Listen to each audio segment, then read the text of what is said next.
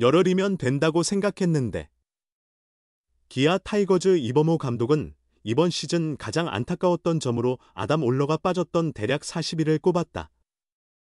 원래 일부러 휴식기를 부여할 계획이었다.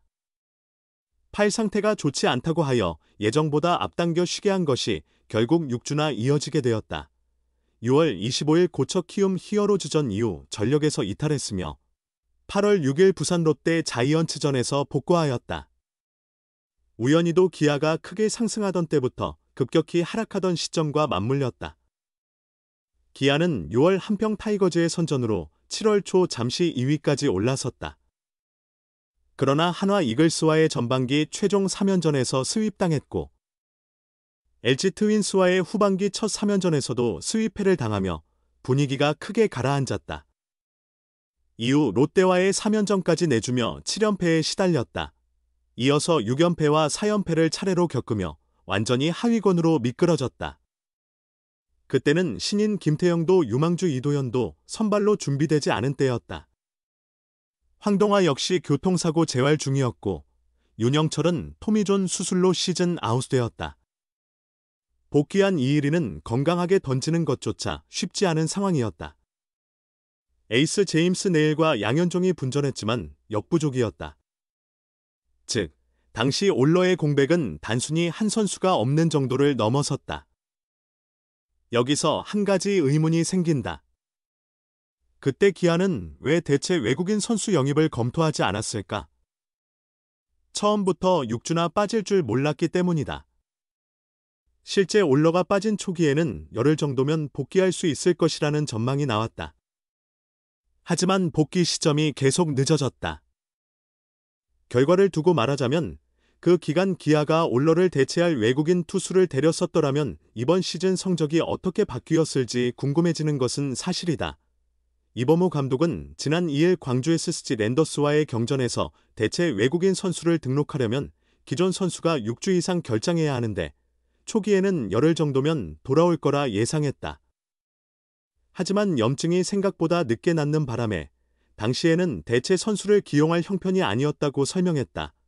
올러는 이번 시즌 26경기에 나서 11승 7패, 3.62의 평균 자책점과 1.15의 더하기, 0.26의 피안타율을 기록했으며 퀄리티 스타트는 16회를 쌓았다.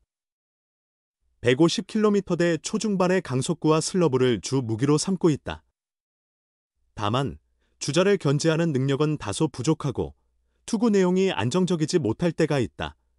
이범호 감독은 올러의 재능을 믿어 의심치 않았다.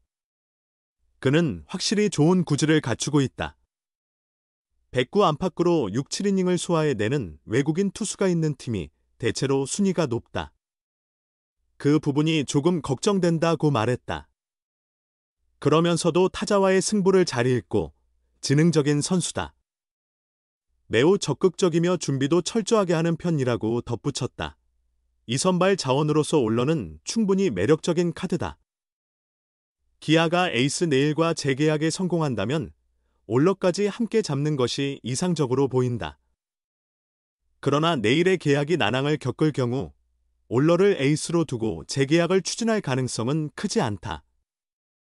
현재로서는 올러와의 재계약을 결정하는데 여러 가지 변수가 존재한다. 지난해 통합 우승팀이었던 기아는 올해 8위로 추락하며 자존심을 구겼고 이미 내년 전력 구상에 돌입해야 하는 상황에 놓였다. 내부적으로 프리에이전트들이 대거 나오는 가운데 외국인 선수 구성은 어느 정도 윤곽이 잡혀가고 있다. 2년 연속 팀의 에이스 역할을 맡은 제임스 네일은 당연히 재계약 대상이다. 네일은 팔꿈치 염증으로 시즌을 완주하지 못했지만 27경기에서 164 3분의 1이닝을 던지며 8승 4패, 평균 자책점 2.25의 성적을 올렸다. 메이저리그 진출 여부가 변수이지만 그렇지 않다면 기아가 반드시 붙잡아야 할 핵심 자원임은 분명하다. 반면 외국인 타자 패트릭 위즈덤과의 재계약 가능성은 크게 낮아졌다. 위즈덤은 올 시즌 2차례 허리 부상으로 인해 118경기만 출전했다. 34개의 홈런으로 장타력은 구단의 기대치를 충족했지만 시즌 타율이 0.230에 그쳤다. 득점권 타율 부진을 차치하더라도 시즌이 진행될수록 타율과 출루율이 하락하며 오피스형 타자로 분류하기 어렵게 됐다. 시즌을 한 경기 남긴 시점에서 위즈덤의 출루율은 0.314까지 떨어졌다. 이처럼 방향이 어느 정도 정해진 두 선수와 달리 우한 투수 아담 올러 30일는 여전히 논의의 여지를 남긴다. 이번 오프시즌 그의 거취가 가장 흥미롭게 주목받는 이유다. 기아는 시즌 전 올러와 계약을 맺었으며 구위가 좋고 성장 곡선을 볼 때 정점을 찍을 시점이 왔다는 판단이었다. 그런 올러는 올 시즌 26경기에서 149이닝을 던지며 11승 7패, 평균 자책점 3.62, 탈삼진 169개를 기록했다. 구위 자체는 충분히 인상적이었다. 하지만 여러 시각에서 보면 다소 애매한 면이 있다. 피안타율 226, 이나 이닝당 출루 허용수 1.15 등 세부 지표를 살펴보면 평균 자책점이 다소 높게 형성된 경향이 있다. 한 이닝의 집중타를 허용하는 경우도 적지 않았다. 이는 K리그에 완전히 적응한 올러가 내년에는 더욱 향상된 경기력을 보여줄 수 있다는 근거로 볼 수 있다. 반면 팔꿈치 부상이 있었고 이닝 소화 능력에 한계가 있다는 분석도 근거 없는 이야기가 아니다. 실제로 팔꿈치 부상 이후, 즉 후반기 평균 자책점 4.67, 이 전반기 3.03에 비해 크게 상승한 점은 불안 요소로 작용한다. 결국 2선발로 본다면 충분히 괜찮은 선수지만 1선발로 기대하기에는 다소 낙관적이라 할 수 있다. 기아가 내일을 잡는다면 교체를 한 번쯤 고려할 수도 있고 내일을 놓친다면 K리그 경험이 있는 올러를 잔류시키면서 다른 1선발 후보를 탐색하는 선택도 가능하다.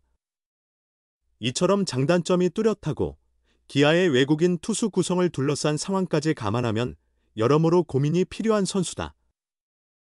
때로는 기아가 주도권을 쥔 듯 보이지만 다른 때는 올러가 우위에 있는 듯한 인상도 준다. 그렇다면 1년간 올러를 직접 지켜본 이범호 기아 감독의 평가는 어떨까? 1일 KT전으로 올 시즌 올러의 등판이 모두 마무리된 가운데 이 감독은 ELS 시즌을 앞두고 지금 올러 수준이라면 충분히 좋은 구위를 갖췄다고 생각한다는 전제를 내세우며 아무래도 떨어지는 구종의 유무에 따라 공 개수가 달라진다. 100구로 6, 7이닝을 던져줘야 불펜 부담을 줄이면서 승리를 노릴 수 있다.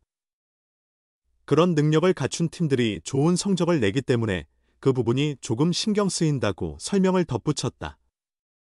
이 감독은 이어 구위나 국내 타자들을 상대하는 방식 등에서 머리가 상당히 좋은 선수라며 전반기와 후반기 사이에 큰 차이는 느끼지 못했다. 열정이 매우 강하고 좋은 피칭을 위해 철저히 준비하는 선수다. 올 시즌 가장 아쉬웠던 부분은 올러가 결장했던 6주였다. 그 부분만 잘 관리됐다면 충분히 만족스러운 시즌이었다고 본다고 말했다. 즉, 이 감독의 견해도 일반적인 평가와 크게 다르지 않다. 구위가 뛰어나고 K리그에도 완전히 적응했다. 부정적인 면보다는 긍정적인 요인이 훨씬 많다. 다만 이닝 소화 능력과 부상 가능성은 재계약 전 반드시 점검해야 할 요소다. 또한 올해 외국인 투수 시장이 썩 좋지 않아 올러 수준의 투수를 새로 영입하기 어렵다는 전망도 있다. 뻔한 말이지만 비교군과 대조했을 때 대안이 뚜렷하지 않다면 KBO 적응력을 감안해 올러를 그대로 유지할 가능성이 높다. 올러 역시 기아의 제안이 온다면 진지하게 받아들일 생각이다.